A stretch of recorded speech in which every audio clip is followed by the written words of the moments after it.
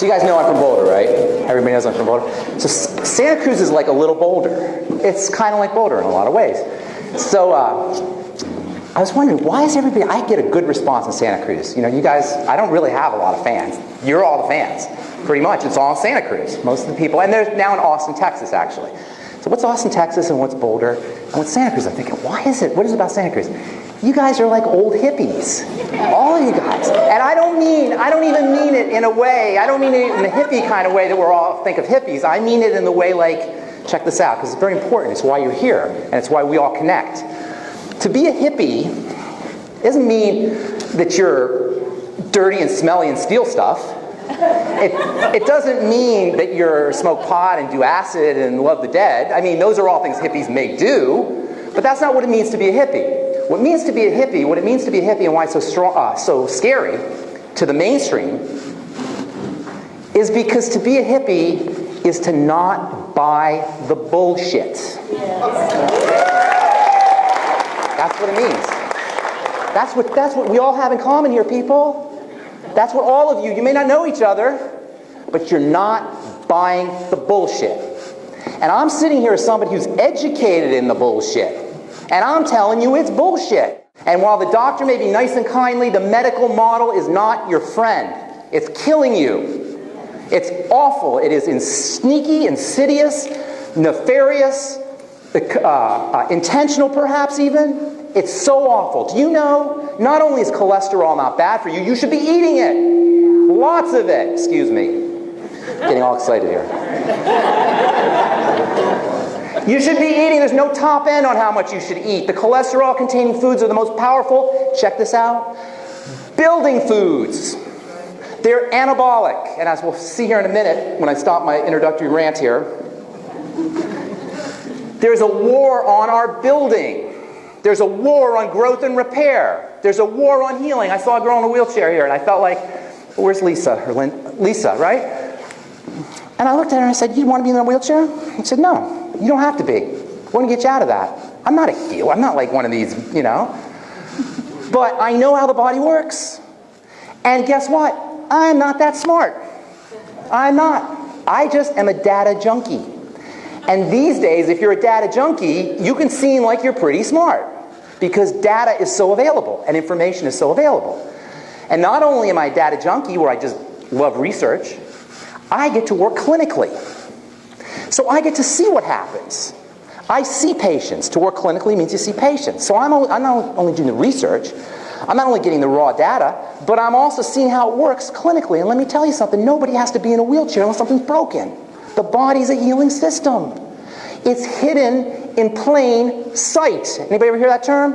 Or that phrase? Hidden in plain sight. It's hidden in plain sight because every time you cut yourself, what happens? Right in front of your eyes. Guess what? You think it's just your finger? You think that's just your skin? It's every part of the body. It's in the nature of the body. And I say this all the time, and I know probably some of you are sick of hearing it, but there's some people who will listen and then still go to the doctor at the end, and the doctor cannot help you. I don't know how to say it. I'm not mad at doctors. I like them. They're nice people. But the medical model cannot help you because you're breaking down at a level that they don't have access to. Only God has access to that level. Only the spiritual force, which is yours. That's the only thing that has access to that level where healing takes place. Do you understand this? That's why all a doctor can do is cut. And that's why and I don't mean a doctor. I don't want to beat up on doctors. Don't want to beat up on doctors. They're too easy. That's the low-hanging fruit. Any doctors here? They make it easy. They make it easy. They do make it easy.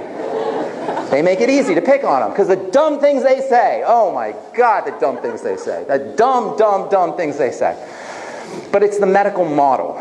It's the medical model is helpless at the level where healing and growth and regeneration take place. Thank you, MZ, so much. Thank you, Andrew. Thank you, Phyllis. Thank you, Al and Son.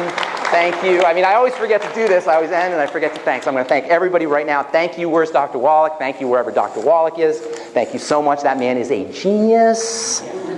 Okay? Genius. Prescient. A polymath. I don't know if he's here. Is Dr. Wallach here? He's a polymath. You know what a polymath is? He's somebody who brings a genius in many levels and brings them all together into one picture. And if you read his books, By the way, if you like to read, and I'm a book junkie, I'm a bibliophile from the word go, his books are amazing, and they're easy to understand, and they're accessible to anybody, and you will become much, much, much smarter and much better able to handle yours and your family's health if you read his books. And they're easy reading. They're easy reading. So anyway, so thank you everybody from the bottom of my heart, and thank you all for being here. I love all of you, and I appreciate all of you very much. And I can't tell you how much I appreciate the support. Thank you so much, because this is a mission, people. This is a mission. And if you got the letters I got, you'd be on fire too. You'd be on fire too over the course of the last almost 17, 18 years that I've been doing this. Okay, so went to pharmacy school. I remember when you go to school, when you go to the enter into the first class, they want to do an interview with you. They want to see who's coming into the school. And I had long hair, and I was kind of on the edge, because I'm a hippie back, I was skeptical too. I'm like you guys. And I said, I want to study food as medicine. And he thought that was the funniest thing he'd ever heard. He said, we don't do any of that. And he laughed, and I'll never forget it. And I ended up continuing. I was very disappointed, but I was already there, and I committed, so I went to pharmacy school. What we learn in pharmacy school is how to use poison. That's what it is. Pharmakos means poison. Right from the get-go, you can see a problem here. We learn to use poison, how to work with the body as poison, but we also study the medicinal impact of substances on the body. Not just medicines, but the medicinal impact of other things, including vitamins and minerals. And so while I'm studying toxicity, and I'm studying prescription medicine, and I'm studying this model of using poison to heal the body, I'm also studying nutrition. And I'm studying diseases as if they were nutritional deficiencies at their core, and they're telling us all the nutritional deficiencies that are at the core of all the diseases that we suffer from.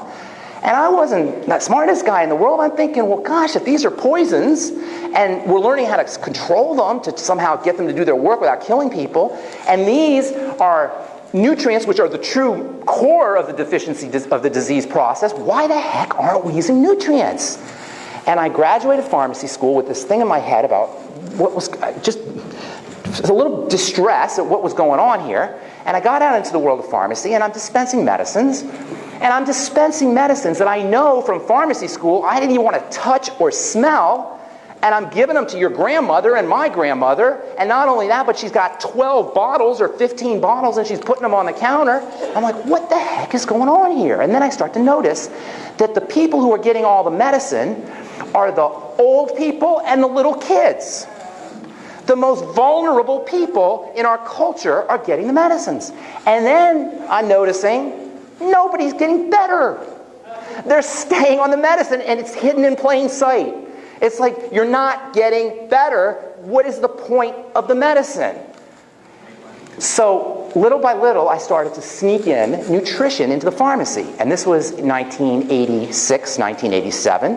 And this is kind of radical in 1986, 1987. And so Mrs. Jones would come in for her blood pressure medicine. I'd give her some magnesium. Or somebody would come in for their antibiotic. I'd say, here's some probiotics. Make sure you take them afterwards. I start doing little things like that.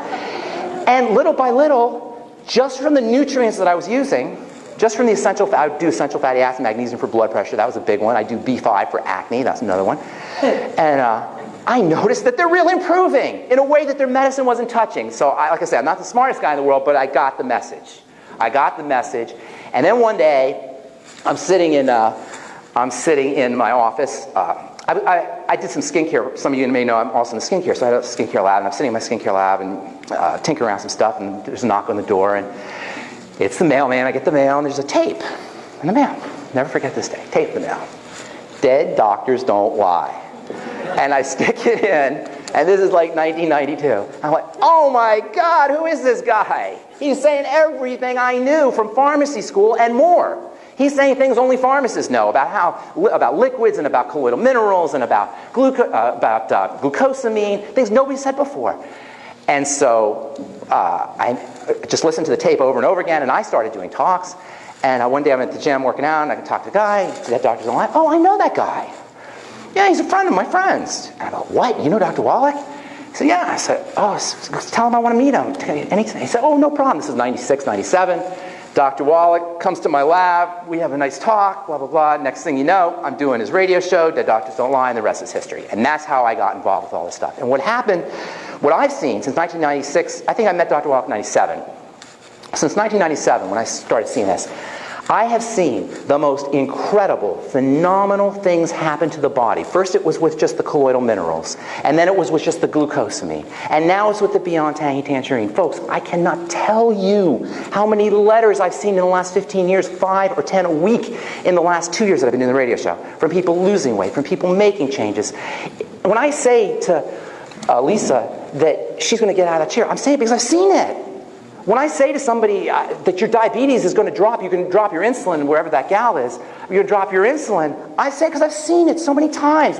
You think I'm passionate, you'd be passionate too if you saw this stuff happen as often as I have. But what we have to understand is this. We have to be hippies. We have to be skeptical about what we hear.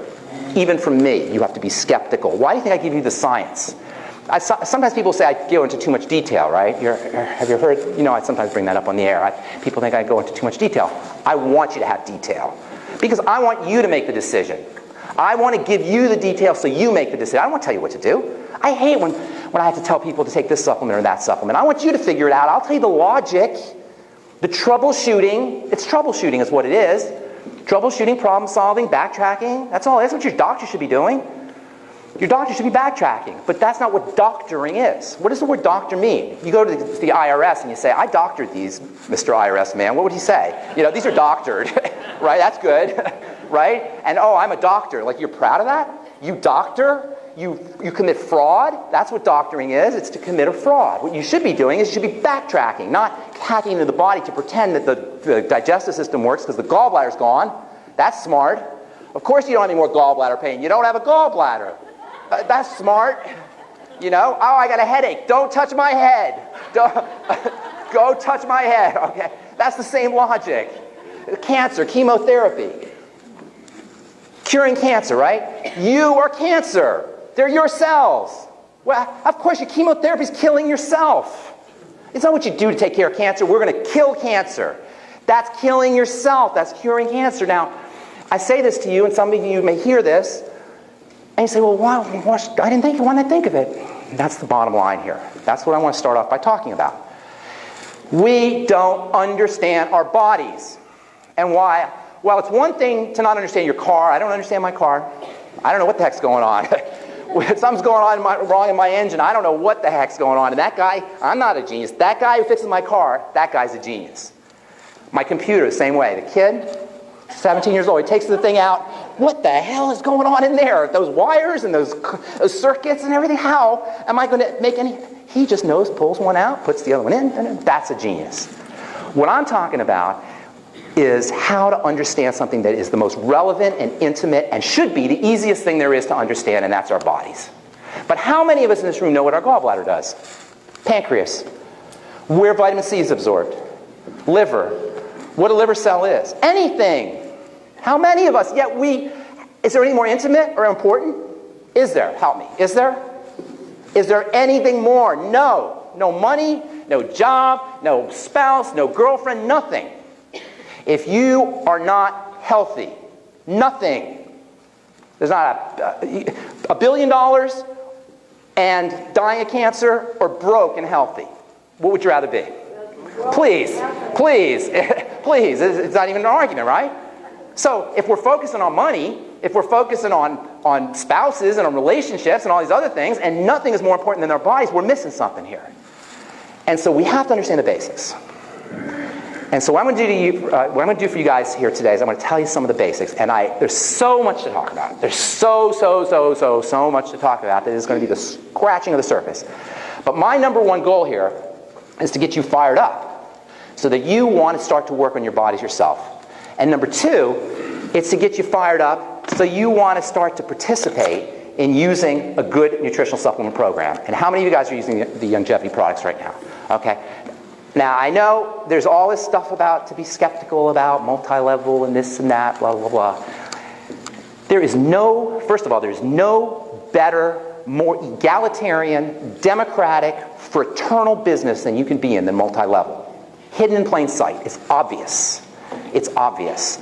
So if you're interested in being in a business where you're with your friends and you're with your peers and you're with people who are like you need to be in a multi-level company. Now, if you have even a tiny little bit of understanding about nutrition, about the power of nutrition, then you want to be participating in a nutritional supplement program. If you don't have the desire or the drive to be in a nutritional supplement program, you are not participating in the data that's available to you. Do you understand this? There is so much literature to support the use of nutritional supplements to reverse degenerative disease, to create the terrain where degenerative breakdown disease does not occur, that if you are not aware of it, you are either under a rock and completely oblivious, or you just don't care. But if you do care and you are participating, you're going to be in a nutritional supplement program. So you got a multi-level model that allows you to be with your peers and with your colleagues and with your friends and with your loved ones and make friends and hang out with people like you, and you know you're going to nutritionally supplement. You're crazy not to participate in this business.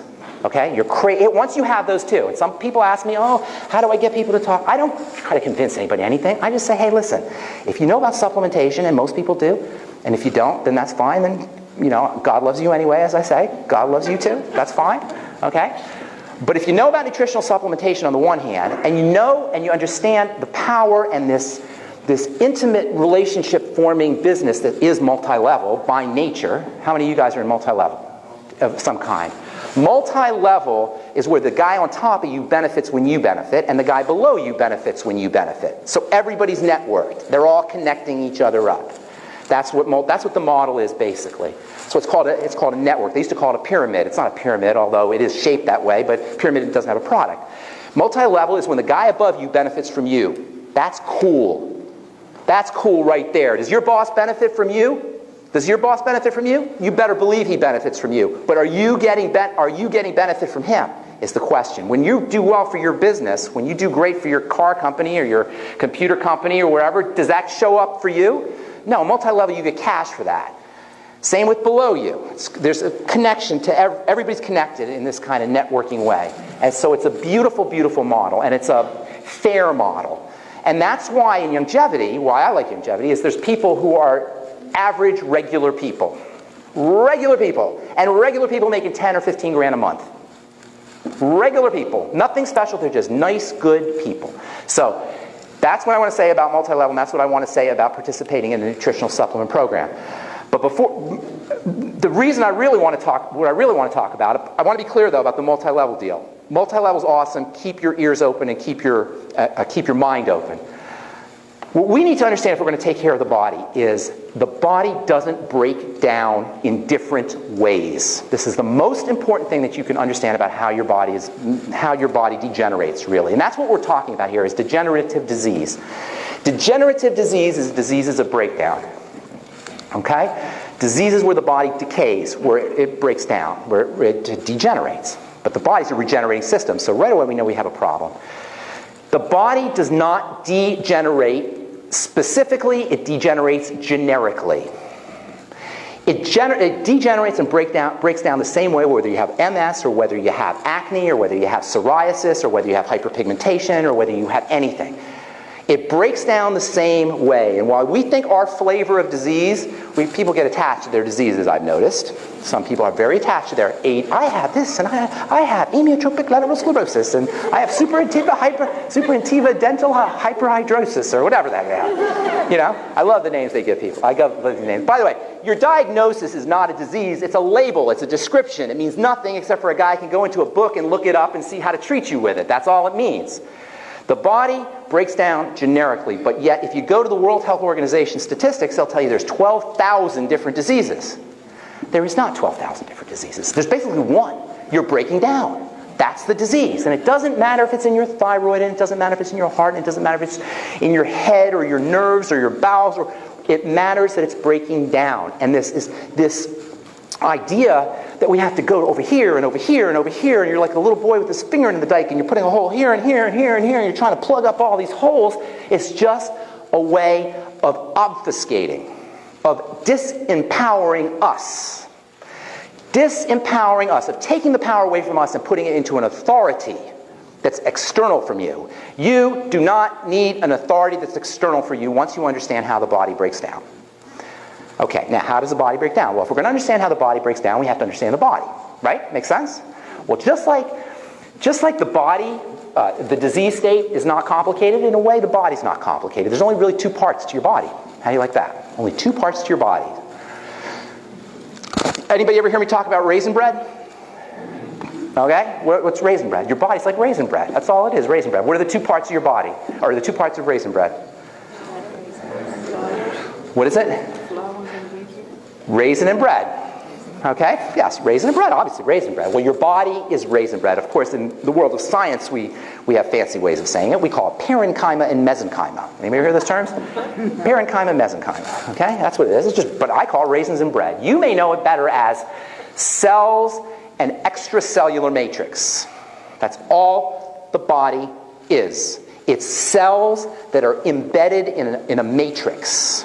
In a matter of some kind. Matrix and matter come from the same term. So you have cells, like raisin bread. You have cells, and then you have stuff in between them.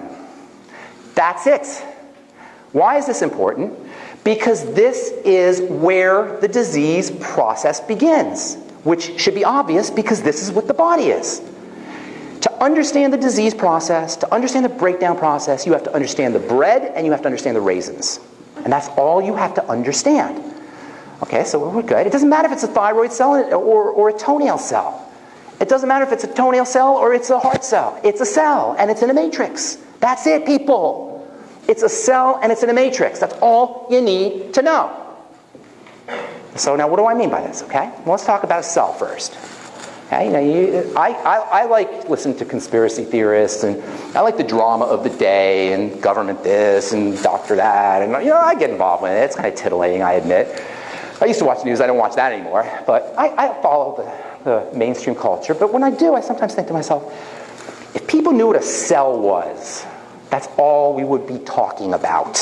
We would never talk about anything but cells. Because when we understand the amazingness that makes us up, people, listen to me. You're 100 trillion cells.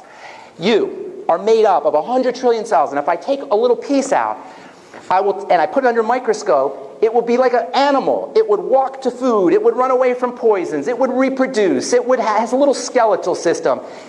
And she has 100 trillion of them. We have 100 trillion of them. They make us up. Come on. You got to say that's cool. Come, it's not just me, right? That's amazing. That's amazing. But you know what? It gets even more amazing. It gets even more amazing. Because then we got to see what a cell is. What is a cell? All right, now, 100 trillion, okay. I admit it. 100 trillion, that's kind of like 200 trillion, 100 trillion. What's 100 trillion between friends? That's like a number that we can't even grasp. So it's just so big. First of all, how long do you think it would take you to count your cells one by one? If you counted one by each second. Any guesses? 2,000 years? Guess again. Any guesses? How long would it take you to count a cell? How many years? 100 trillion seconds. 100 trillion seconds. That's good. That's good. How many years? It would take. Okay. All right. I get it, smart aleck here. I do the jokes. It was her idea. All right. All right. It would take you 32 million years. That's how big 100 trillion is. It's 32 million years. That's the kind of numbers we're talking about. But, dude, it gets way more intense. Relax. Check this out. Each one of these little cells is composed of as many working parts, gears, hinges, in this little cell that is 100 trillion of them, that is about a 1/200th of the head of a pin. Anywhere from 1/200th to 1/100th, you could fit 100 cells end to end on the head of a pin. 100 to 200. That's the kind of scale we're talking about. Yet within that little tiny gel structure, you have as many working parts as you do in a Boeing 767. 6 million working parts in this little... Now, come on. You got to see that's cool, right? And then on the outside, you have a information processing chip called a membrane on the outside of each one of these things. And on the inside, you have a circle that is packed with 18 feet of DNA in a little space that's 1/200th or to 1/100th the size of a head of a pin. Please, come on. You cannot be that cold. You got to be blown away. Come on. Where's your heart, people? Come on. Come on. Are you that jaded? It's amazing. That's what we are, and that's what we should be focusing on. I get titillated by the conspiracy stuff and all the fear stuff and all that, but you know what? That's what counts.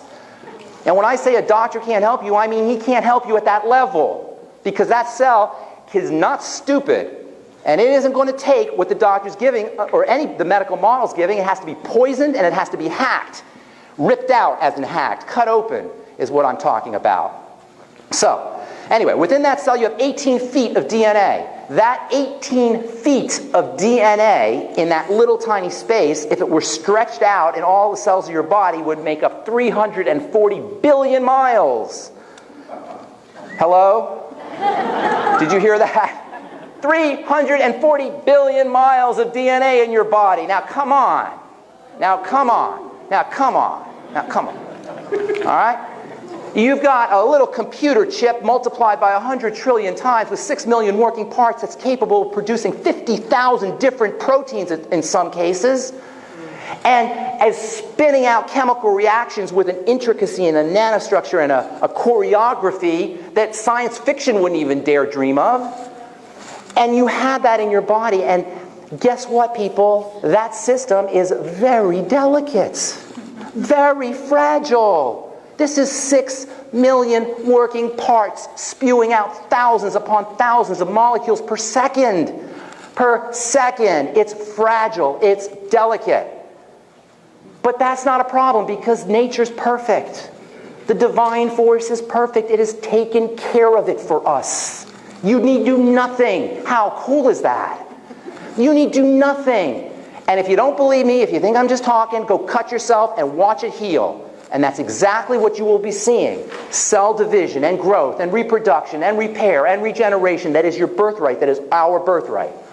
That's all our birthright. That regenerative process is our birthright, which is why nobody needs to suffer. It's built into the level of the cell. So you have this amazing piece of raisin. And amazing piece of raisin bread. It's a raisin. It's a cell. It's a small little structure, and it's like an animal. In fact, the guy who discovered cells was named Robert Hooke.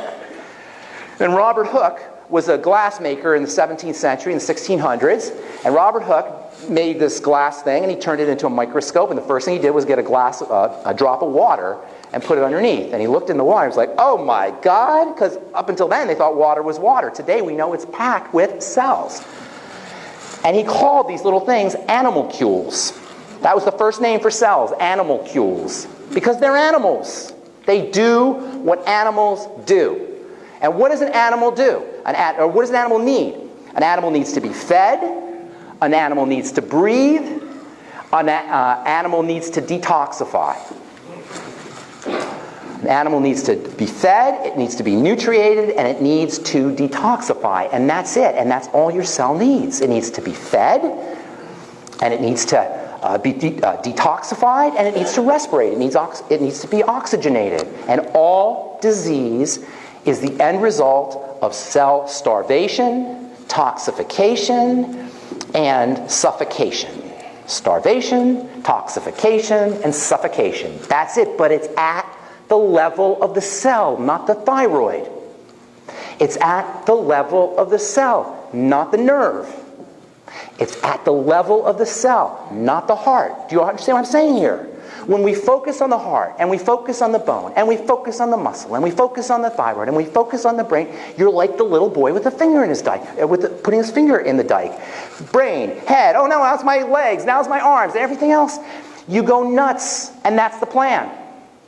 And that's the idea, because then you can't do anything. You don't know where to go. Of course you let him take your gallbladder out. And that gets my gallbladder pain away.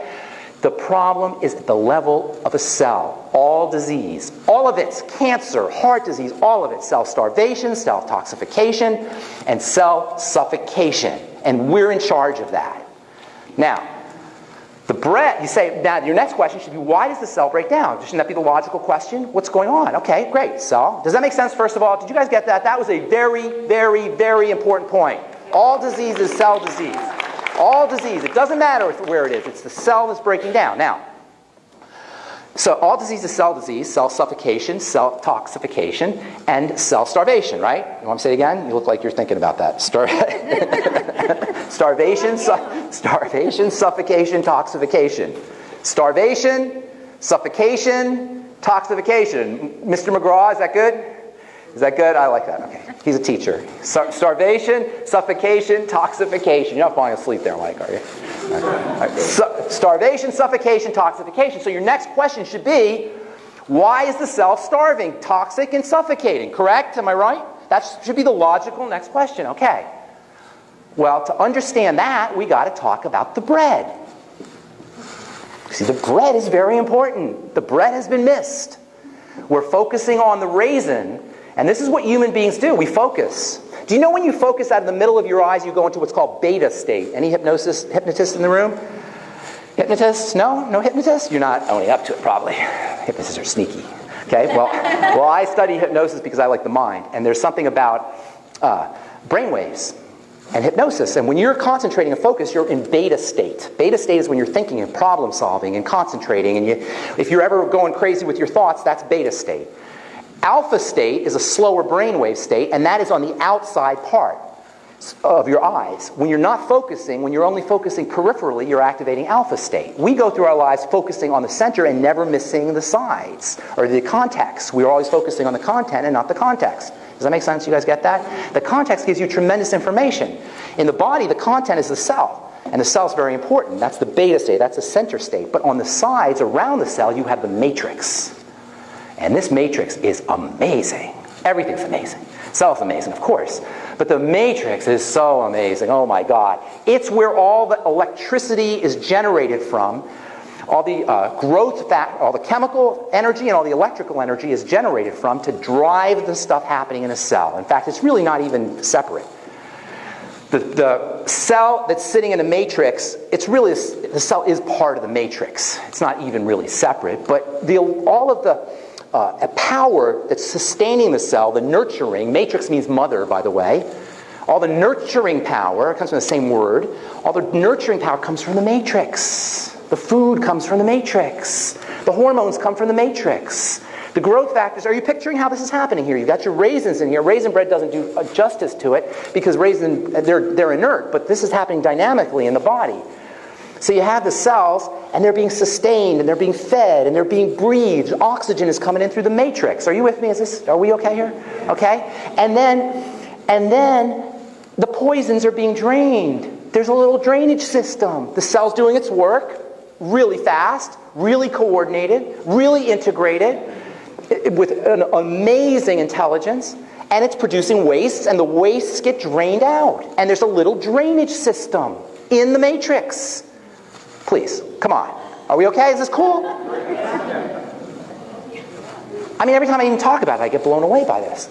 You've got a drainage system that drains the waste away, and this is happening. Remember, this is happening 1/100th the size of the head of a pin, 1/200th the size of the head of a pin throughout your body. And so this stuff is being drained out, and everything's happy until something happens. Something happens. Because this is a perfect system. This is a perfect system until something happens. And you know what that something is called? We are conceived. That's when that happens. When it all begins to go wrong is when we're conceived. Now, I'm being a little facetious, but it's when we're born, but for some people, it's in the womb. We begin to break down for many people prenatally, and for most people as soon as we're born. Because you see, something happens when we're born that it almost is like a mistake. Nature doesn't make mistakes, but something happens when we're born. You see, when we're born, we are born premature. We are born premature. Human beings have big heads. So we come out of the womb early. And because we come out of the womb early, nature has set up a system where we will mature, where she will mature, our body, through things that will come in through the diet. We come out with our digestive system and our immune system specifically immature. Mothers know this. Your babies, they all have some kind of digestive things going on. Most babies have digestive things going on. Colic, for example.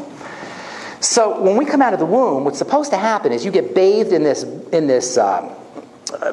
bacterial bath when you come out the birth canal, right? You guys know this? You come out the birth canal, you get bathed in this bacterial bath goo, and those bacteria go in your mouth and go in your nose, and they go down into your digestive tract, and from that point forward, you have your own personal bacterial family with you forever. That's your personal bacterial family. They make vitamins just for you. They detoxify just for you. They process fats and cholesterol and bile and hormones just for you. They're your own personal angels. They live right in your digestive tract, right? And they implant at the time through your birth, through the birthing process, but they grow. Nature's perfect, nature's wise. They grow and they're sustained by the most powerful food for humans on the planet. What is that? Breast milk. If you have a degenerative disease, people, go find a breast. Sorry. Go find a breast. Hey, that's good. I'm serious. You can quote me on that. That stuff is so building. Breast milk is so building. It's so anabolic. It is so powerful. It is so anti-aging. It makes you young again. That's what we should be doing now. I haven't figured out how to go about doing that. We're working at longevity, though. We're working on that. We got our scientists hard at work. No. Okay, I'm just kidding. I'm just kidding. No, I'm talking about it breaks down at the digestive system level very early is what I'm talking about. We break down at a digestive system level very early. And this is where this whole problems at the bread level begin. See, the bread gets clogged very easily. And it especially gets clogged when poisons get into the body. This is the nexus of disease right here, people. The nexus of disease, this is where it begins, is right at the juncture of the intestine and the body. Your body, your digestive system is a tube in the middle of your body. Your body is outside the tube. When that tube breaks down, foods literally enter into the body, and they enter specifically into the blood. Once they enter into the blood, all hell breaks loose. This is where we break down. This is where the disease process begins. This is where that clogging at the bread level, this is where the bread becomes clogged, because that's what happens. The bread becomes clogged. When you have a disease, you've got clogged bread. Can you picture this? This is a very important graphic. This is a very important thing for you to picture in your head. You've got clogged bread. Think of beautiful raisin bread and think of just dirt and gook and oil surrounding the raisins, and you'll see why the raisins get sick and why they get starved and why they get suffocated and why they get toxic. Because the bread around them has clogged from stuff that's getting into the body through the digestive tract. And if you get sick of hearing me say, work on your digestion, when on the radio, I get sick of it too, but you got to do it. But you got to do it. You got to do it. You got to do it. So, the first thing that happens is the digestive system breaks down. Once the digestive system breaks down, it's a quick jump to the blood sugar system. Once your digestive system breaks down, it's a quick jump to the blood sugar system. And behind diabetes, you will find some kind of intestinal breakdown, usually with bacteria. And this is something that's they're just finding out, although common sense will tell you, they're just finding it out from a research literature standpoint. If you Google, if you guys, and you're probably all into doing your research, so do your research, endotoxemia and diabetes, or endotoxemia and blood sugar, endotoxemia and insulin. Endo means inside, toxemia means toxins. This is endotoxemia, are toxins that are produced by the wrong kind of bacteria in your gut. By the wrong kind of bacteria in your gut. This is where disease, the starting point of all disease is wrong kinds of bacteria in your gut, which is why this probiotic thing is so important. So, but I'll get to that in a second. So then it's this quick jump into blood sugar. And this is why diabetes, by the way, is a worldwide epidemic. It's a worldwide epidemic. You get endotoxemia, and what happens when you have endotoxemia is you get pancreatic breakdown, the pancreas can't make its insulin, your digestive system goes awry. Once your digestive system starts to become compromised, and the bacteria become thrown off, then everything you eat feed the wrong bacteria. Especially sugars.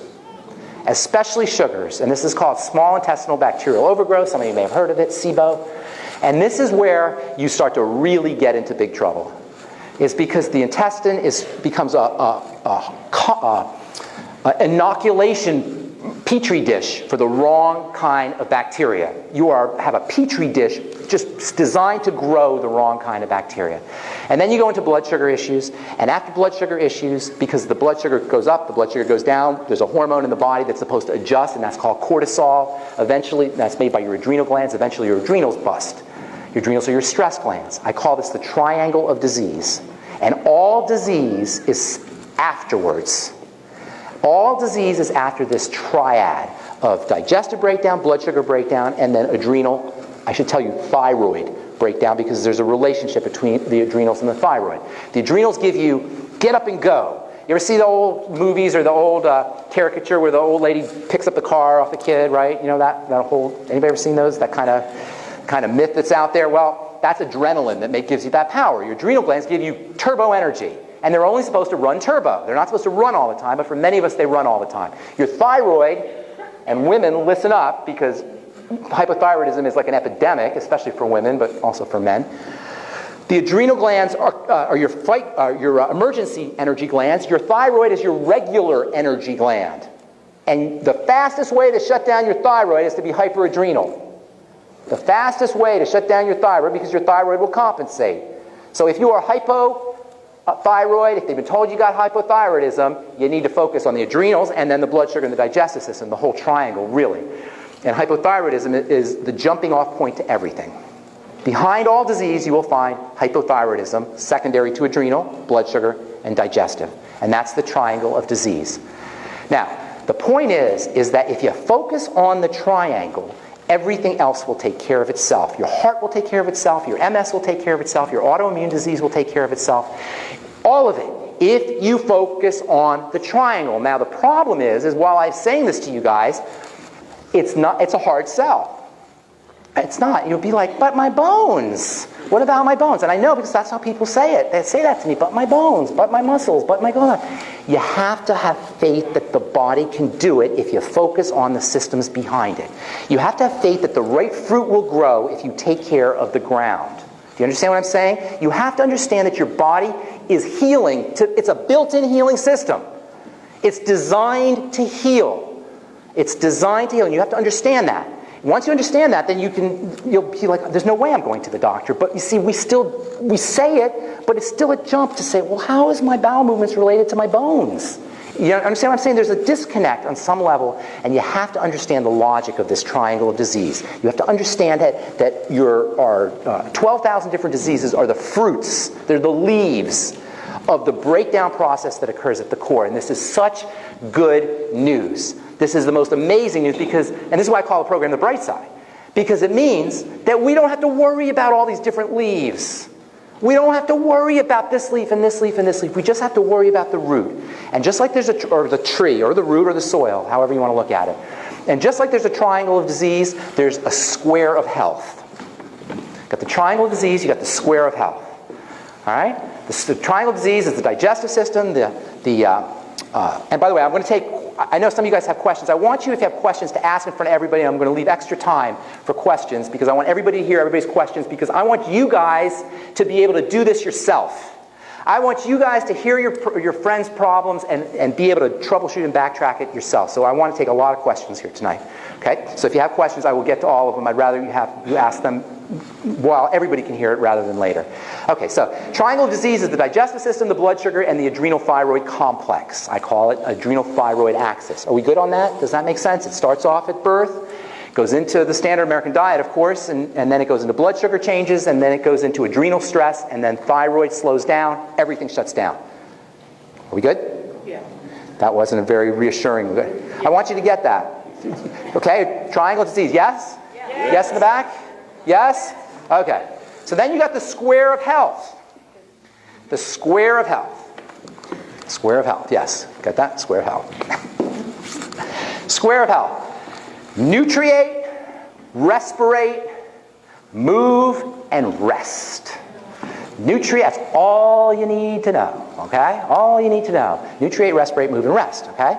So let's take movement first, all right? Movement's very important. We have this culture where we talk about stress all the time. Oh, you got too much stress. Oh, you got so much stress in your life. When do you have the least amount of stress? Sleeping? No. When you're dead, that's when you have the least amount of stress. Thank you. That's what somebody said it over there. When you're dead, because the life force is stress. The body grows under conditions of stress. It's a really cool, I've been saying this for many years. And I remember I was doing a talk in LA, and before the talk, I went to the magazine rack at the 7-Eleven. I picked up a Time magazine, read the cover. It said, "Stress is your friend." It talked about stress, the importance of stress, how you use stress. There's a new book that just came out. It's called Anti-Fragile. Anybody ever see this? This guy made up a term for how amazing stress is for building life, and he calls it anti-fragility. Anybody heard of the book, The Black Swan? Okay, well, in any case, today we're on. You read The Black Swan? You heard The Black Swan? Okay, so anyway, the point I'm making is stress is your friend. The body is designed to grow under conditions of stress. It doesn't matter what that stress is. Stress tells the body it's time to grow. This is why one of the most powerful anti-aging tools you can ever use, one of the most powerful anti-aging tools you could ever use is intermittent fasting. Intermittent fasting. Because when you fast, your body goes into stress mode. And it builds muscle so you can go out and get some food. Well, logically, if that's anti-aging, what do you think pro-aging is? Right? What we do 8 times a day, sometimes more. Okay? So the point is when the body has slight amount of stress, the correct amount of stress, it gets the message, it better grow. It better build. And when we talk about reversing degenerative disease, we're talking about building. We're talking about being a bodybuilder. You're bodybuilders if you want to reverse degenerative disease. And bodybuilders make a good living reversing breakdown. They don't call it degenerative disease. They're not degenerating, really, but they're going into build-up mode. They're going into build-up mode. There's 2 great movements in the body. There's 2 great movements in the body. There's 2 great movements in life. Ancient people called it yang and yin. In the body, you have these 2 great movements of breakdown and build-up. If anybody's a chemist, any chemists in this room? You guys brought me a projector, but nothing to write on. Or nothing to write with.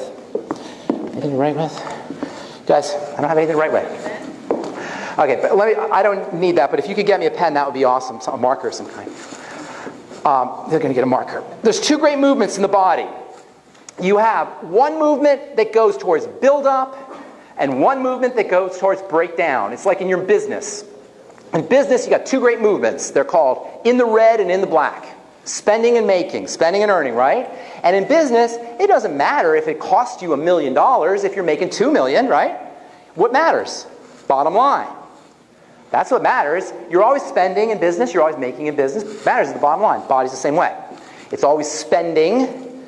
That's breaking down. That's how, when the body breaks down, it's spending, really. It's releasing energy. And then there's build up. That's making money. When you're young and you're beautiful and you're healthy and you got a little, or you're 5 years old, you know how we look at 5-year-old kids and we're like, oh my God, where did I go? Just like that, you know? What you're looking at is, I do that. You're just looking at him, you're seeing build up in its most primal state. The highest degree of build up in the black that you can imagine. That kid is so in the black, you just want to get some of that energy by looking at him. And then you go look at somebody who's degenerating, somebody who's breaking down. You know what the difference is? That difference is in the red and in the black. When somebody's coming out of the hospital, they're in breakdown mode. When somebody has cancer, they're in breakdown mode. When somebody has degenerative disease, they're in breakdown mode. Our job should be to figure out how to reverse that breakdown mode. How to reverse that breakdown and turn it into build up. And one of the most powerful ways, almost like little magical pixie dust that turns on the building in chemistry or biology, we call it anabolism. Anabolism. Anybody hear anabolic steroids, anabolic hormones, right?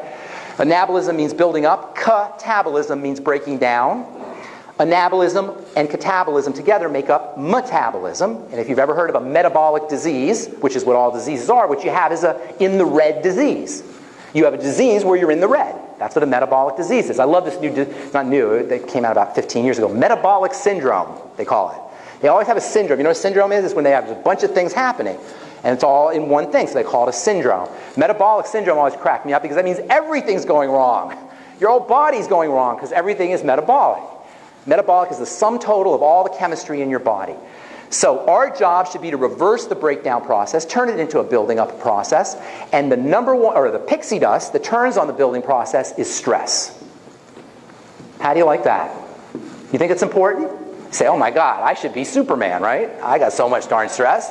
It's not right. There's a catch to it. There's a catch to it. You see, stress occurs within a context of rest. See, the body likes stress in short bursts and then long, luscious rest.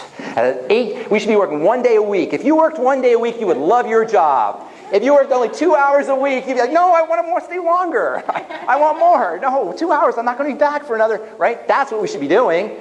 It's not work that we hate. We love work. We just don't want to work 40 hours. Just because I love it. I want to work for maybe 6 hours, 5 hours, The body loves a little bit of stress and a lot of rest. A lot, long. That's the way we were born, or that's the way we grew up. On the African savannah, many years ago, hunter-gatherers, they would go out hunt. They'd have a lot of stress, and then they'd kick back and eat their wildebeest for a while. And they'd have a lot of rest. And it was only when agriculture came around that we started to have to really work. That's when you had to really till the fields. Our bodies aren't built that way. Our bodies are not built the way we're treating our bodies in so many different ways. This is the problem with sugar. Our body's not built to handle sugar. It didn't have sugar in the African savannah. There was no fructose. And people talk about how wonderful fruit is. There were no big apples on the African savannah. We were lucky if you had a berry. That's the kind of sugars we need. We're not living in an appropriate way for the way our biology developed. Our biology developed to have certain things so that certain things would trigger the growth response. Why would stress trigger a growth response? It's survival.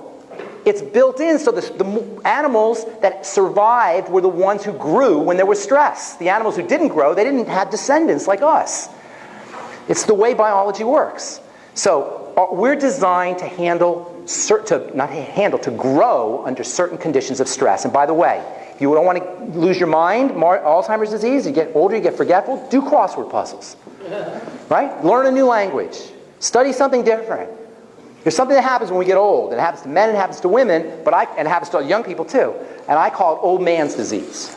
Okay? But it happens to women, and it happens to kids. Old man's disease, I named it after my dad. I discovered it a while ago. He was old. Old man's disease is when you know everything. Everything. Nobody can tell you anything. You know exactly how it is. That's called old man's disease, right? And women have it, and kids have it. Everybody has it, right? Right? So, you must know somebody with old man's disease, yes? Oh, okay. You've been called out there, buddy. All right. But the point is that we shrivel. We shrivel up when we ossified and calcified and fossilized when we have old man's disease. And as we get older and we know everything, we want to be open to new things, always open to new things, always hearing different things. So you want to be able to take in, you want to be able to understand this balance. First of all, you want to be able to understand this balance between stress and rest. Okay, so I don't want to beat a dead horse. Stress a little bit, stress a little bit, rest a long period of time. In the gym, if you are spending more than 15 minutes in the gym a day, you must have a lot of time to kill, because you don't need to spend more than 15 minutes a day in the gym if you do it right. If you're doing sit-ups and you're doing 200 sit-ups, you're doing them the wrong way. Because if I show you how to do sit-ups, you won't even be able to do 2. 1 maybe. And let me tell you something else. For people who can't work out, you can get you don't need P90X. You can get a great butt and leg workout just getting out of a chair if you do it correctly. You want to try it? Watch this, okay? Watch this. She's not even going to be able to do this. Get out of the chair, but get out really slowly. No, super slowly. Take 30 seconds to get up. Take 30 seconds. I see. Do it one time. One time. Just do it one time. That's all you'll need. You'll get the best butt workout ever. Do it once a day. Once a day. Once a day. Do it with curls. Do it with a 5-pound set of dumbbells. Get a 5-pound set of dumbbells. Just super slow. Super, super slow. You won't believe you won't even be able to do 2 of them. 3 of them. And you'll be done in less than 5 minutes. That's the kind of stress. That's the kind of stress the body responds to. That's the kind of stress the body responds to. Quick bursts of it. If you're going to run, you don't need to run far. Sprint. Sprint for 15 seconds. Watch what happens. That's the kind of workout that you want to do. Are you laughing at me or with me? I can't tell. With me, okay, good. That's the kind of stress that you want. Quick burst of stress followed by long rest.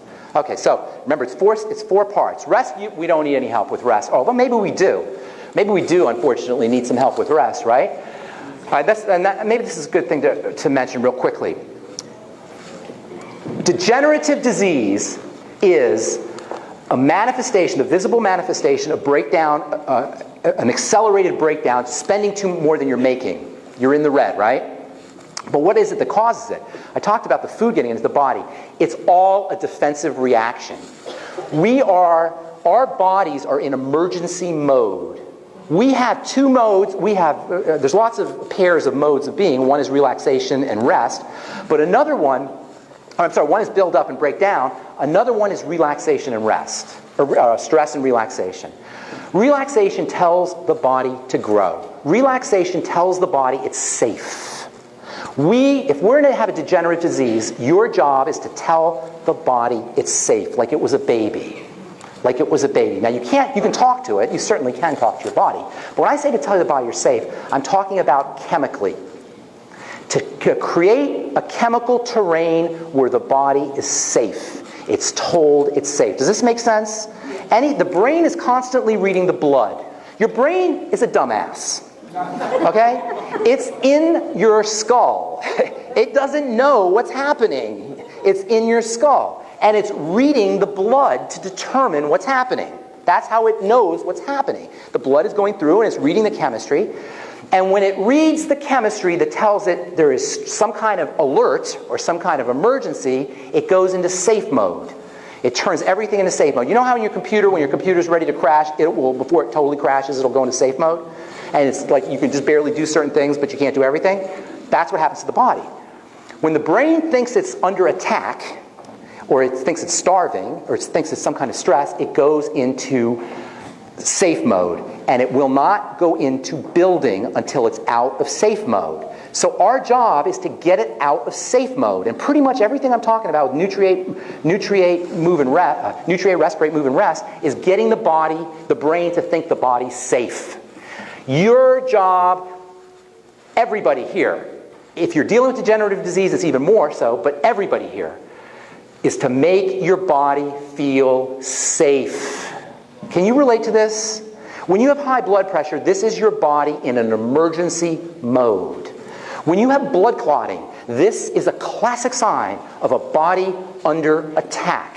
When you have inflammation of any kind, you are witnessing the Defense Department trying to protect the body. And under these conditions, the body will not grow. Under these conditions, the body will not repair. And under these conditions, our birthright of regeneration will not occur. When the body is under attack. Many of you in this room, if not all of us in this room, are doing things that create an environment where our body is freaked the hell out. All right? Do you guys get this? Freaked out. Freaked out. And I can tell by looking, but you guys are in it and you know. If you have high blood pressure, your body is freaking out.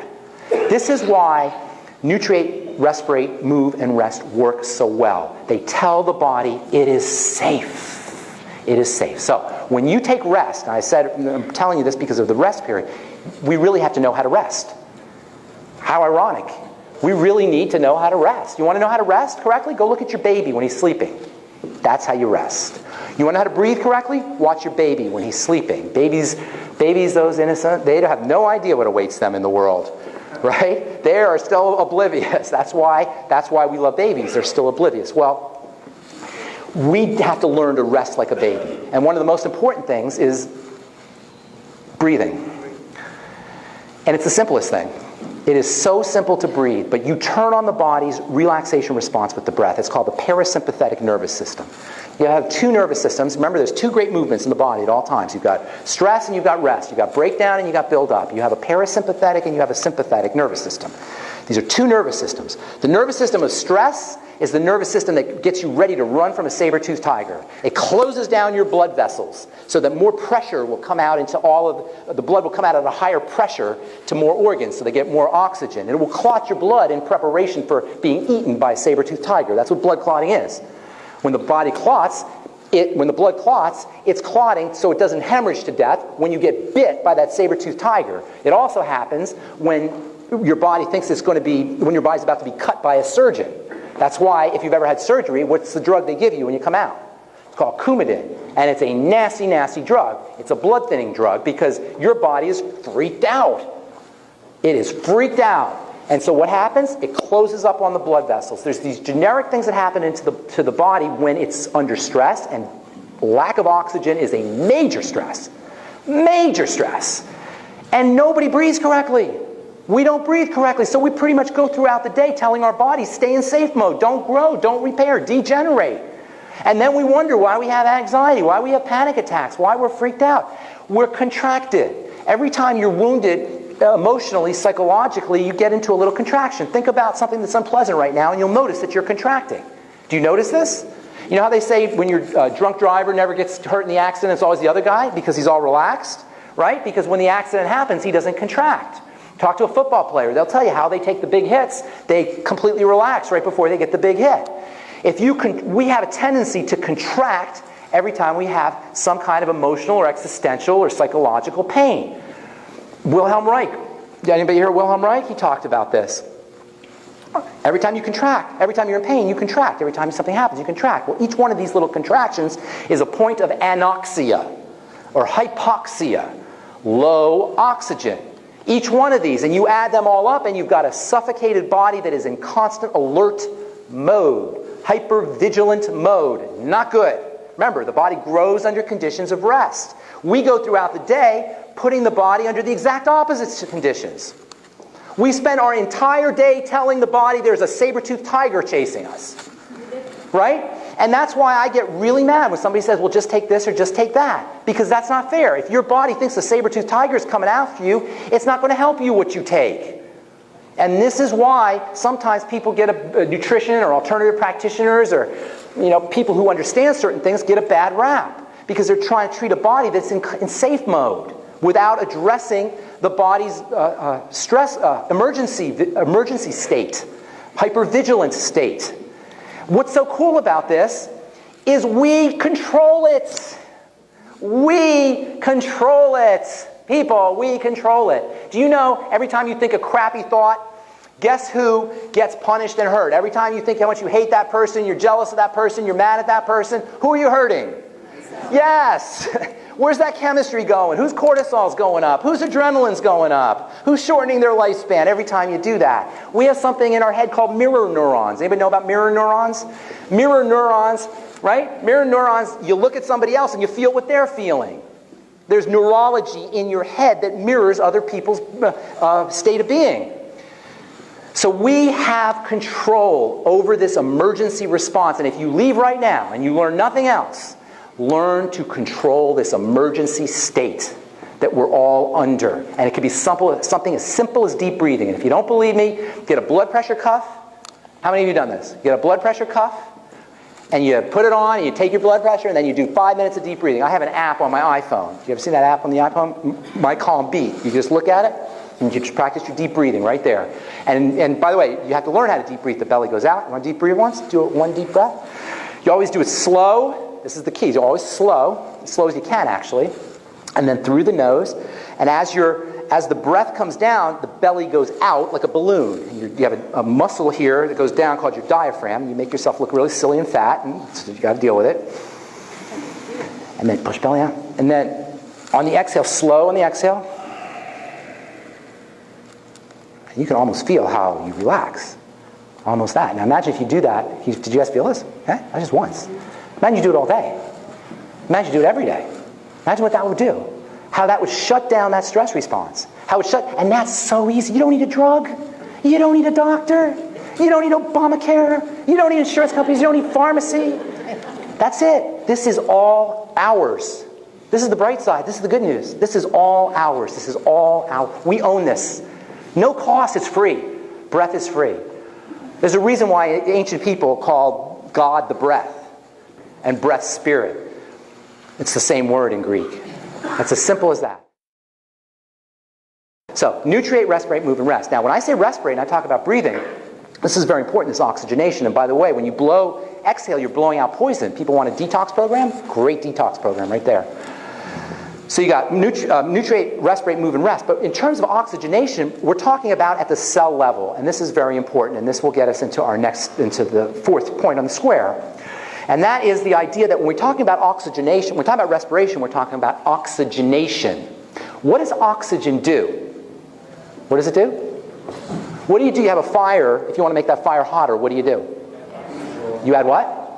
Oxygen, right? Right? Well, you know how they make steel? Anybody know the story about how they make steel? They figured out a way to super oxygenate the fire.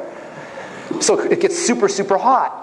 And a guy named Remington, I think, was the guy developed this process for creating a super oxygenated fire so it could heat iron and turn it into steel. In any case, oxygen makes things burn. It doesn't burn, by the way. It makes things burn. And your cells have figured out how to use oxygen. It's actually not even your cells. It's little structures inside your cells. Anybody know what these little structures are called? Remember that little tiny thing we call a cell that was 1/100th or 1/200th the size of a head of a pin? Well, inside of it, this little thing, there are 100, sometimes 1,000 or more little structures that burn oxygen like your fireplace burns oxygen or like your engine burns oxygen, except it doesn't burn this kind of oxygen. It burns atoms of oxygen. Yes, they're called mitochondria, exactly. They're called mitochondria, and the mitochondria burn atoms of oxygen. So every time you breathe, oxygen filters its way through the blood and through the lymph and on red blood cells, and it rides on red blood cells and is distributed in a little boop, little drop of oxygen, a little molecule of oxygen, and the cell is a magnet. This is creating an electrical current, and it goes, pulls in the oxygen. And then the oxygen goes into the cell, and then it goes into the mitochondria. I'm not even going to tell you what happens in there. Holy moly. Google electron transport. Google YouTube electron transport if you really want to get a kick out of what the body's like. Electron transport. That's amazing stuff right there. In any case, the mitochondria burn the oxygen. But under conditions of lack of oxygen, it can't happen that way, and it has to go into a secondary source of energy production, and that is sugar. We call that kind of cell, by the way, a cancer cell. Cancer cell is a cell that has not gotten oxygenated for so long, it knows how to burn sugar. So when I talk about respiration, I'm talking about not just respiration through the big picture, I'm talking about cellular respiration. And that's really what's happening as you breathe, as you're feeding cells oxygen. Because remember, all disease is cell disease. And what happens to cells is they suffocate, they become toxic, and they become starved. And so when you breathe, you're taking care of the suffocation, hopefully. So if you want to do nothing else but take care of your health, practice deep breathing. Oxygenate your cells. Now, the second thing, the last point on our square is nutriate. And before I get into nutriate, I do have to say that in the healing world, and I say this periodically, but I don't say it anywhere near enough, in the world of health, in the world of wellness, it's multi-dimensional. Health and wellness are spiritual, mental, emotional, and physical, in that order. Spiritual, mental, emotional, physical. And the way I look at it is crisis is spiritual crisis. Health crisis is spiritual crisis. And every time you think a thought, it gets turned into your body. And every time you feel a feeling, it gets turned into your body via the action of hormones. That's what a hormone does, is it takes thought energy and feeling energy, one of the things, and turns it into chemical energy and makes your body. This is not some Boulder, Colorado, hippy-dippy, airy-fairy talk. This is hardcore biochemistry science. Thoughts and feelings create your body. So I say this because I don't want to be portrayed in any way, shape, or form, especially if we're going to be uploaded on YouTube. I don't want to be portrayed in any way, shape, or form as the kind of nutritionist that says, oh, just take this vitamin and that vitamin, and you'll be fine. You have to understand spiritual, mental, emotional, and then physical. We good? Okay? All right, now, from a physical perspective, we've talked about respiration, we talked about movement, and we talked about rest. We have to talk about my favorite way to work with the healing process, to work with the healing body, and that is nutrition. Now, to this day, I am blown away by people who say to me, oh, I don't believe in that nutrition stuff. I have a guy upstairs, he's a doctor, lives upstairs from me, and he says, oh, are you still, I told him about nutrition, is that vitamins and stuff? And this is the doctor saying this to me, okay? We still don't get the fundamental point about nutrition. You are nutrition. We are vitamin C. I am fatty acids. I am protein. I am zinc. You are iron and magnesium. We are nutrition. That's what nutrition is. It's us. It's us. When you eat a carrot, you end up with little pieces of carrot in your eyes. When you take supplements, you wear them on your skin. They're in your skin. They're stored. They go through your digestive tract. They go in your skin. You are nutrition. How should this be a hard sell to anybody? Because it's hidden in plain sight. It's so obvious. We don't even notice it. We are nutrition. How dare anybody put us on a drug when we are nutrition? How dare anybody look down their nose or have any kind of negative, derogatory thing to say about nutrition when we are that? We are that. It is the fundamental component of your material body. And to not be taking advantage of that is stupidity. Excuse me. I'm sorry. It's stupidity to not be exploiting the availability of nutrition and nutritional supplements if you have a breakdown or no matter what. Even if you're healthy. We are nutrition, but we don't know anything about nutrition, unfortunately. And much of what we do think we know, maybe you heard the Sturgeon's Law. Have you heard Sturgeon's Law? Sturgeon's Law is 90% of what we know is bull crap. It's called Sturgeon's Law. That's basically how it is. We have so many misunderstandings. I said earlier, cholesterol is great for you. Eat it. There's no top end. The best foods in the world are cholesterol. Salt is great for you. This is one of Dr. Wallach's true, wherever Dr. Wallach is, one of his true genius insights was how important salt was. Minerals were for you. Salt is minerals. That's what minerals are. They're salt. Low salt diet. Are you kidding me?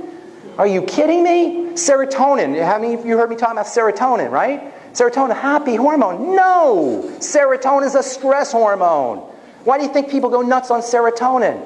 We have so many misunderstandings in the world of nutrition and in the world of how we take care of ourselves from a dietary perspective. So we have to understand the basics. The basics are simple as macronutrition and micronutrition. Macro and micro.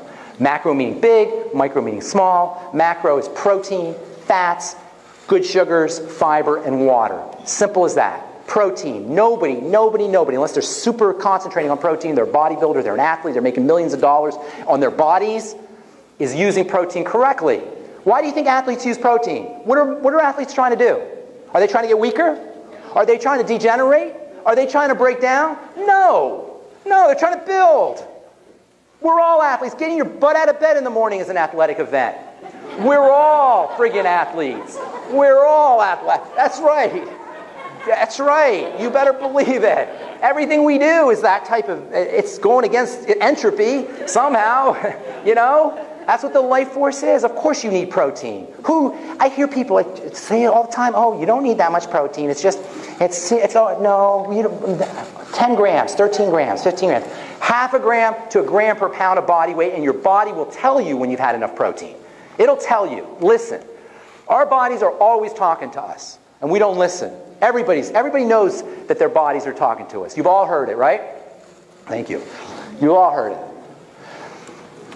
Take how many of you guys like Snickers bars? What? Snickers bars. Snickers bars. You know what I'm going to do, but I want to do it for this strange. I'm going to do this for the people, the new people here. How many of you guys like Snickers bar? Where's I point to somebody over here? So you got okay, guilty. He's smiling like he's guilty over there. All right, good. You know what? If you like Snickers bars, don't worry about it. They know how to make you like Snickers bars. They know every little sound. You know when you rip the candy bar, that sound is scientifically designed, the right frequency, so it hits the right part of your brain to make you want that. Next time you get a McDonald's hamburger, unwrap it and you'll think, oh, it's Christmas, in the back of your head. In the back of your head. It'll be in the back of your head. It'll be like you're, present, you know. That's planned. They know. There's PhDs that understand how these things work. There's a place called the Morrell. I think it's either the Morrell or the Mennell Institute. Morrell Institute in Philadelphia, where it's all funded by drug companies and food companies, and they study how every molecule affects every part of your desire center in your brain to make you to like certain foods. So if you like Snickers bars, it's not your fault. They got it figured out. Okay. But the next time you have a Snickers bar, or anybody, because we all have our little vices. Don't be laughing. You all have yours, right? So next time you have your Snickers bar, open it up real slow. What's that? No, yeah, that's sneaky. Oh, you're a sneaky man. Okay, that's a sneaky trick. No, you open it up real slowly, and as you're opening it up, raise it to your mouth and listen real close, and you'll hear a voice go, no. Have you heard it? Do you know what I'm talking about? You haven't heard it? Come on, and you're not listening because it's there. It's a still small voice, and it will always talk to you. It'll always tell you. We just don't listen to our bodies.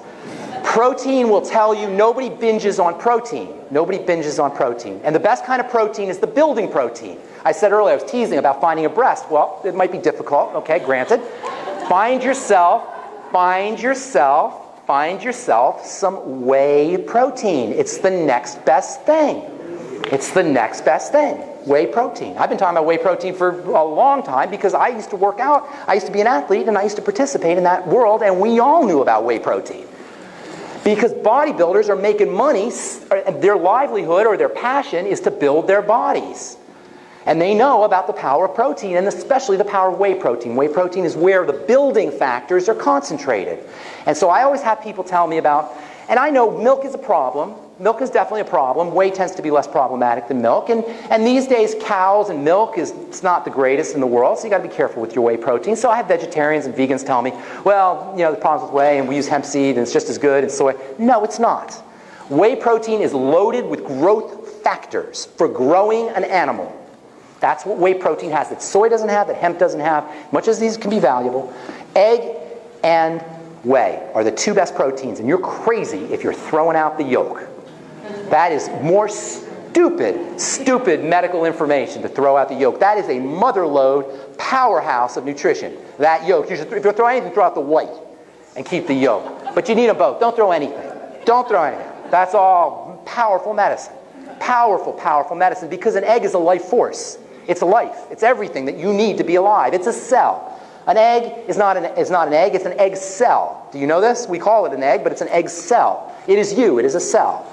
You're eating a cell. You're eating everything that's in a cell, and it's a big one loaded with lots of parts. So eat the egg and eat the whey and get your protein. We've been talking about serotonin here on the radio program. You guys heard me talking about serotonin. Build your own darn serotonin. If you're on Lexapro or you're Zoloft, you want to get off of it? Want to know somebody who's on it?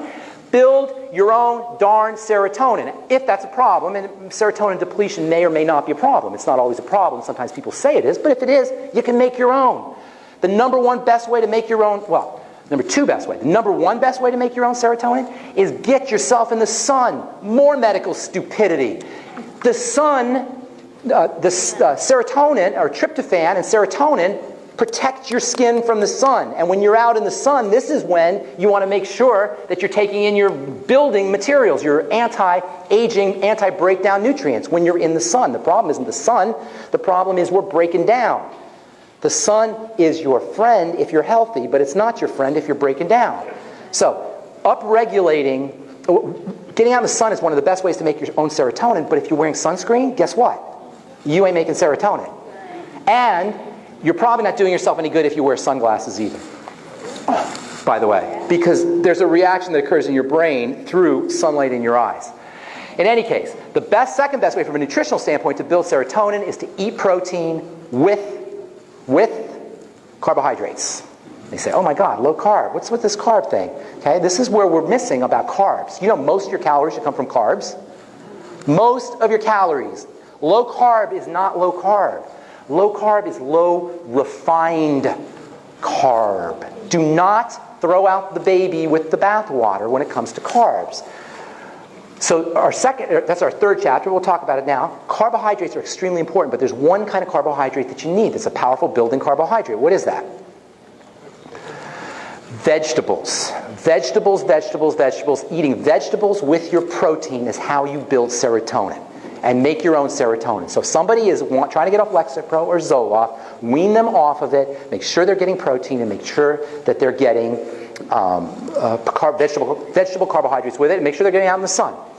Okay. Chapter 2 is essential fatty acids, essential fats, and the most important of the fats are essential fatty acids. People, essential fatty acids are part of the Mighty 90 for a reason. The Mighty 90 is all the nutritional stuff, all the nutritional components that you need to build a body. You can't get everything you need from food. It isn't going to happen. I wish it were going to happen. I wish it were going to happen that we could get everything from food. You can't, especially when it comes to fats, because fats are unstable, which is why you need the Mighty 90. Which is why if you have a degenerative disease and you haven't given the Mighty 90 a chance, you're missing one of the most powerful healing modalities that you will ever interact with that drugs cannot even come close to touching. We'll talk about that in a second, but one of the most important components is something called essential fatty acids. Essential fatty acids are beyond important. I don't know how to express to you how fundamentally important they are, but just to give you a couple little ideas, you cannot grow protein without fat, without essential fatty acids. If you're breaking down and you're interested in reversing the breakdown process, essential fatty acids act as what are called transcription factors. They support protein manufacturing at the genetic level. They turn on protein production at the genetic level. The problem with EFAs is they're almost impossible to get in food. Listen, these are so important that they turn on genetics, but they're almost impossible to get from food. The only way you can get essential fatty acids in generous amounts is through nutritional supplementation. Get yourself on the ultimate EFAs. Get yourself on the essential fatty acids. If you're going to pick two products to get the ultimate classic and get the essential fatty acids. That's how fundamental essential fats. And you can tell how deficient you are in essential fats by how much you crave fatty food. Fatty food craving is your body's cry for essential fatty acids. Now, if you don't believe me, and you should all be hippies here. You all should want to be skeptical. Okay? Go get yourself a bunch of essential fatty acids. Go get some ultimate EFAs and swallow 30 pills. It won't hurt you. It'll be good for you. 30 of them. All right? And then see if any fatty food tastes good to you after that. Think if French fries will sound good to you after that. They won't. Because once you've reached a certain amount of fat, chemistry will be triggered in your brain that will shut down fat drives. And this is how you want to diet. You don't want to struggle. Look, I hate willpower. I have none. Zero willpower. You shouldn't need willpower. Willpower is like there's a battle going on, right? There's this fight. Oh, I have to have it. No, I can't. Oh my God, I gotta have it. No, I can't. Yeah, that's not a good situation. You want to hit your brain's satiety centers. You want to hit your brain's turn-off centers. When you eat protein, you hit your brain's energy turn-off center, so it doesn't need any more energizing. And you won't want sugar anymore. That's one of the best ways to get off sugar is eat more protein. How many of you have experienced this? Okay? It's hard. Everybody, try it. Eat. This is shown experimentally. When animals have enough protein, they don't eat sugar. You hit your brain's satiety center. Fats are the same way. You take essential fatty acids, you won't crave French fries. You won't crave ice cream. You won't crave buttery, not that there's anything wrong with butter, by the way. You won't crave the fatty foods that you usually crave. The point is that you don't need willpower. One of the most common things people say when they get on the Beyond Tangy Tangerine, which as you know is my favorite product, my favorite longevity product, okay? I mean, everybody's got their favorites, that's my favorite. My favorite thing about it is people lose weight without even trying. I hear this all the time. I didn't even try to lose weight. I just wasn't hungry. I just didn't need to eat because once your body has enough nutrients, it's not going to go send you out on a one-pointed hunt for food, which is what most of us live like, right? On a one-pointed hunt for food because our bodies aren't really looking for food. They're looking for nutrition. Our bodies are sending us out for nutrients. Once you get enough protein, you're not going to crave sugar, and that means bread and pasta and cereal, by the way. And once you get enough essential fatty acids, you won't crave fat. The fourth of the macronutrients is fiber. Grind your own, make your own fiber, get a Vitamix, make vegetable juice, vegetable soup, grind flax seeds, eat veggies, get fiber. You want about 4 tablespoons a day, anywhere from 2 to 4 tablespoons a day. The bigger the stools, the smaller the hospitals. I didn't make that up. That's a famous nutritional saying. I did not make that up. We're all adults here. You know, big. You want them big, shaped like your intestine, right? That's how you want them. And it's one of the first things you'll notice once you start to get enough fiber. And then water. Water is extremely important for several reasons that we don't talk about. Number one, the chemistry in your body happens in a milieu of water. Water is a matrix for all the chemistry to happen in your body. Water is also important for diluting blood sugar. For diabetics, or for pre-diabetics, and we're all pre-diabetic, water helps dilute blood sugar. If you're diabetic first thing in the morning, it's amazing. Then you come to micronutrients, and this is where supplementation becomes so important because we have done such a number on our food chain, from the soil on upwards, that you cannot get what you need from the foods. And I wish you could. This is where Dr. Wallach, God love him, he was one of the first guys to notice it. How are we doing for time here, by the way? I want to take some questions. So, are we okay for time? What time you got? Anybody got my help me out? Oh, there's a clock up there. Okay, good.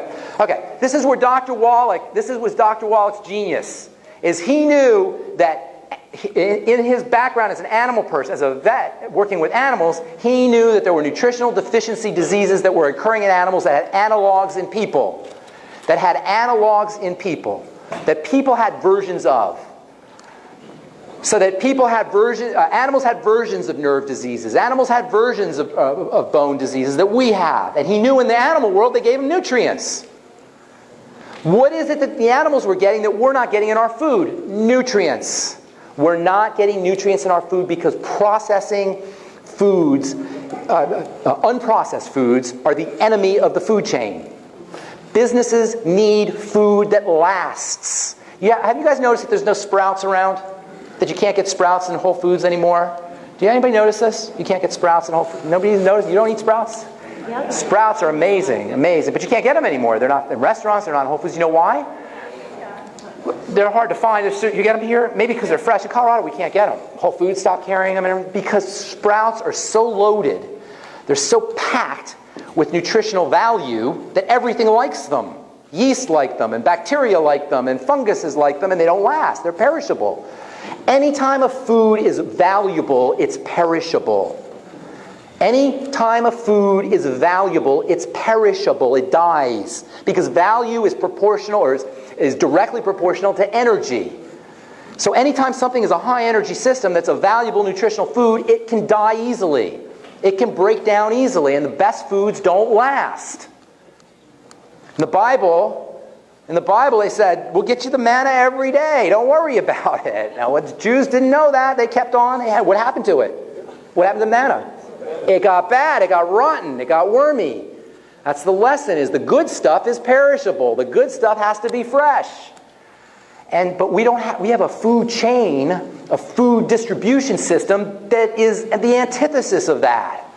That can't make money on food that dies. It can't store it, it can't ship it, it can't keep it on the shelves. So they depend on food that is dead, which is why you don't want to participate in that kind of food. It's dead food.